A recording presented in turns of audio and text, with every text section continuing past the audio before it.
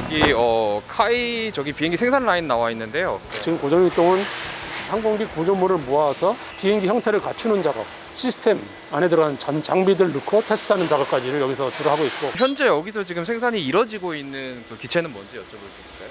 그동안 KF-21을 만들어 왔습니다만 KF-21은 이제 시제기가 다 끝났기 때문에 현재는 비행기 안에 없고, 이제 여기는 한국 공군이 쓸 T-50이라는 항공기를 만들고 있고, 그거 외에 태국 공군이 쓸 T-50 두 대를 섞어서 만들고 있습니다. 그래서 T-50 같은 경우에 구조물을 연결하는 작업이 여기서 이루어지고 있습니다. 그래서 전중 후방 동체를 따로따로 만들어서 연결하는 작업을 이제 건물에서 한다는 거예요. 저기 보시면 비행기 장비들을 집어넣고 있거든요. 장비들을 주황색으로 덮어놓은 게 커넥터입니다. 장비 꽂으면 딱 연결되게 돼 있는 거고, 저기 안에 보면 배관들이 있잖아요. 저기 연료 탱크입니다. 배관들 다 완성이 돼 있는 상태고.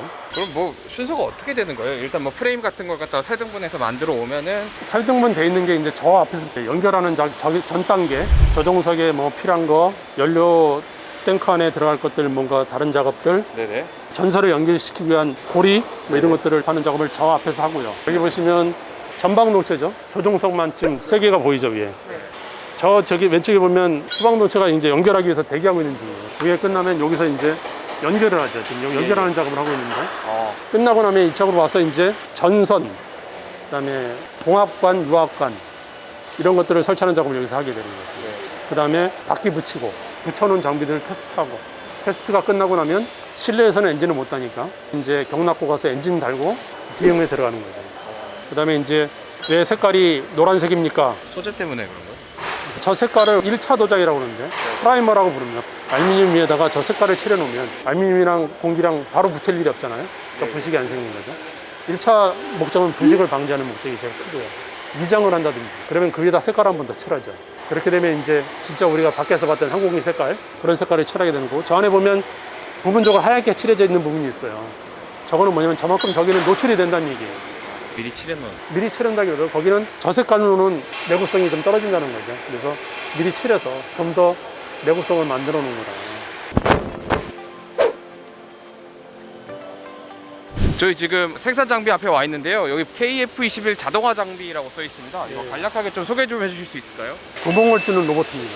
항공기는 알루미늄이다 보니까 용접을 거의 안 하고 리벳이라는 물건하고 볼트라는 거를 써서 구멍을 뚫어서 연결하는 작업을 하게 되는 게 대부분의 공정이에요. 저 장비 같은 경우에는 날개하고 동체를 연결할 때 거기 들어가는 구멍을 뚫는 로봇이고요.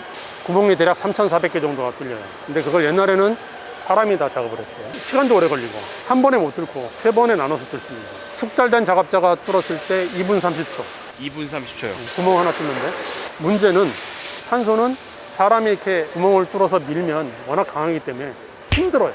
그래서 작업자의 건강 측면에서 저건 안 맞는 거다 해서 저희가 장비를 도입해서 쓰는 거죠. 장비를 도입하면 구멍 하나 뚫는데 25초.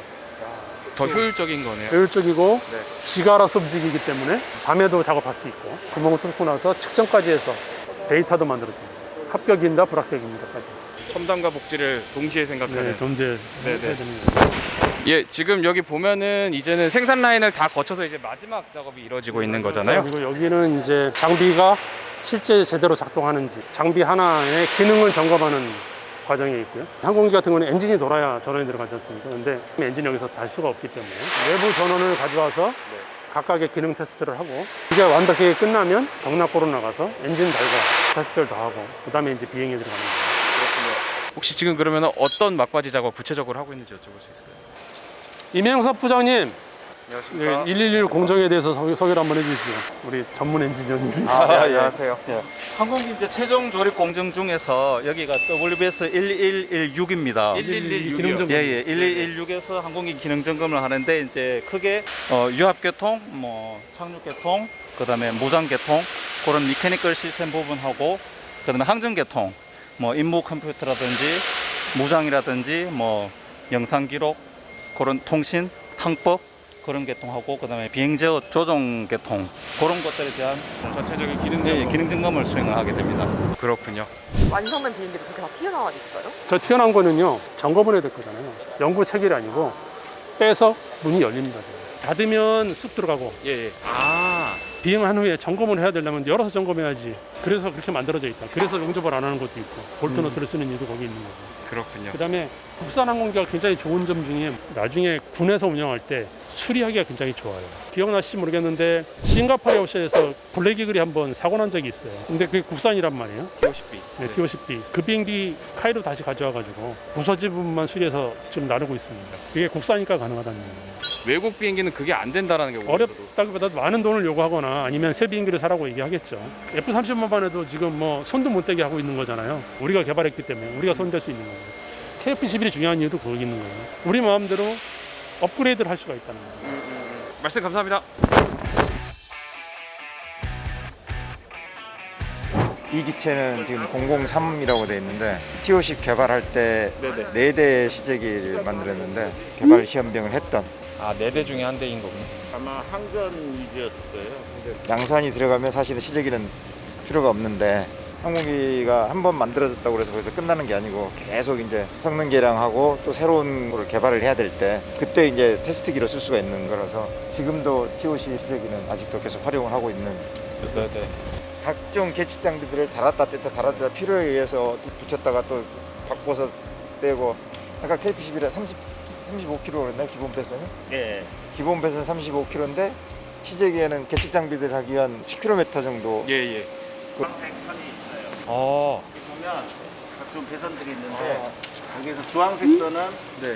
시제기에만 있는 선이에요. 아, 예. 주황색 선이 각종 시스템들이나 LRU들에 이제 장착되는 센서를 그러니까 하중, 네네. 온도, 진동 예. 뭐 이런 것들을 근데 지금 시제기 이렇게 오랫동안 쓴 것 치고는 외형이 굉장히 깨끗해요. 그래서 보시면 아주 지저분합니다. 그래도 이건 양호한 거예요. 2호기는 거의 걸레 수준이에요. 표현을 상가해서. 이게 이제 T50 이제 시제 1호기이고 이게 이제 시제 2호기고 마음 아픈 얘기인데 미국 고등훈련기 사업에서 아쉽게 우리가 안 되고 보잉이 선정이 됐었는데 아, 이번에 지금 하고 있는 이제 미국 공군이나 해군의 전술훈련기, 그다음에 해군은 고등훈련기, 네네. 그 부분은 이제 또 사업 수주를 위해서 지금 라키드 마틴하고 전략적 협력을 지금 강화하고 있는 상황입니다. 1호기를 말씀하신 대로 이제 미국에 수출하기 위해서 공중급유 기능을 넣었거든요. 그래서 후방석 캐노피 뒤쪽으로 하얗게 보이잖아요. 그 부분이 이제 외부적으로 볼 때 APT, 그렇죠. 그 당시에 예, 어드밴스드 뭐 파일럿 트레이닝 예. 근데 저는 사실 공중급유하면 되게 아직도 신기하고 생경하거든요. 이거 어떤 방식으로 공중급유가 이루어지는 건가요?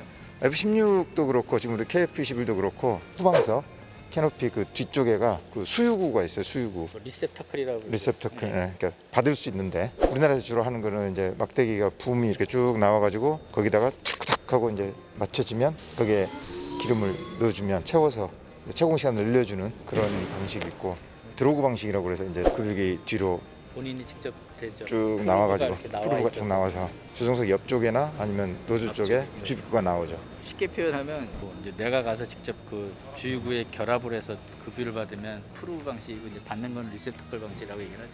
리셉터클 방식은 이제 미국이 주로 쓰고 프로브 방식은 유럽 쪽에서 많이 쓰고 리셉터클 방식은 공중급유기에서 급유기의 통제관이 타서 직접 본인이 그 항공기에다 그 체결구이를 연결해서 주유하는 방식이라 급유 시간이 짧고 빠르다고 합니다. 그게 장점이라고 하고 프로 방식은 그런 통제관이 없어도 조종사가 직접 연료 주입구에 가서 본인이 맞춰서 주유를 받는 거라 속도는 느리는데 동시에 여러 대가 받을 수 있다.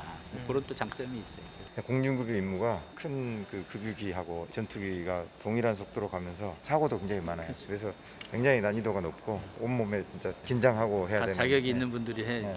나중에 이제 SF 영화처럼 무장도 공중에서 달아주면 어떨까? 나중에 전기 비행기 오면 지금 휴대폰 충전할 때 터치로 하듯이 그냥 잠시 잠깐 앉았다가 하면 또 충전되는 뭐 이런 것도 뭐 어떠냐라는 얘기도 있습니다. 사실. 새로 이제 전기 자동차가 아니고 전기 충전 전투기 기대하겠습니다.